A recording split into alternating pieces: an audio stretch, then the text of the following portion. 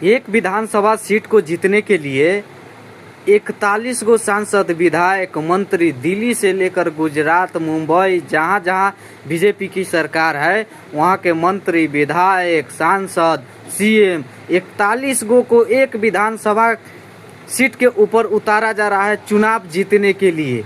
जिस व्यक्ति को ये पता नहीं है कि मेरा विरोधी कौन है, उस व्यक्ति को जिताने के लिए 41 गो आदमी को उतारा जा रहा है बांकीपुर में।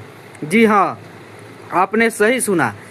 और ये 41 गो सांसद, विधायक, मंत्री को जीतने के लिए, एक विधानसभा सीट जीतने के लिए क्यों उतारा जा रहा है? अगर एक विधानसभा सीट बीजेपी हार भी जाते हैं तो इनको कोई फर्क नहीं पड़ने वाला है, इनका सरकार कोई नहीं गिरने वाला है। लेकिन विपक्षी जो मजबूत है वो मेन है प्रशांत किशोर, और उस प्रशांत किशोर को एक व्यक्ति को हराने के लिए 41 व्यक्ति को उतारा जा रहा है बांकीपुर में।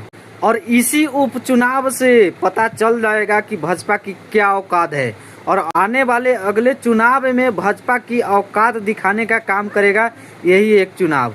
आप लोग सोच लीजिए, इसी के वजह से ये लोग चाहते हैं कि बांकीपुर विधानसभा सीट किसी तरह से जीत जाए हम लोग। 41 सांसद, विधायक क्यों उतार रहे हैं? 41 को आदमी उतार करके हर गांव में एक एक आदमी भेजने का ये लोग काम करेगा।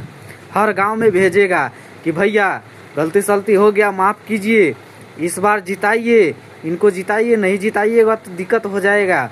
उनसे माफ़ी मांगेगा लोग से, घर घर जा कर के। वो सब 41 विधायक सांसद जो आ रहे हैं वो सब घर घर जा कर के माफ़ी मांगेगा कि जिता दीजिए। इनको पता है कि सीट हम हार जाते हैं तो समझ जाइए कि अगला बार हमारी सरकार नहीं बनेगी। और प्रशांत किशोर अगर इस सीट को जीत जाते हैं तो जितने भी 202 विधायक है बिहार में, सब के नाक में नकेल करके छोड़ देगा, अकेला आदमी।